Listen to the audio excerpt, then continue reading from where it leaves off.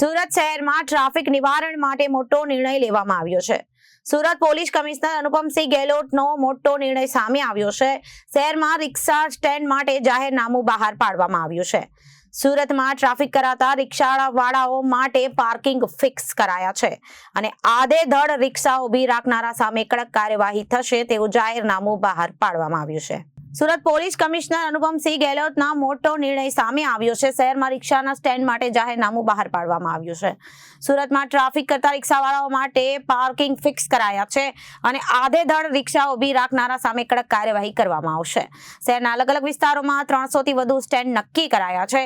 શહેરમાં ધંધા અર્થે નીકળતા ઓટો રિક્ષા ચાલકો પોતાની ઓટો રિક્ષામાં પેસેન્જરો લેવા માટે ગમે ત્યાં ઊભી રાખી દે છે અને પેસેન્જરોને બેસાડવાનું અને ઉતારવાનું કામ કરતા હોય છે, જેના કારણે વાહન વ્યવહારને અવગત પડે છે અને અકસ્માત થવાની ઘટનાઓમાં વધારો થતો જોવા મળી રહ્યો છે.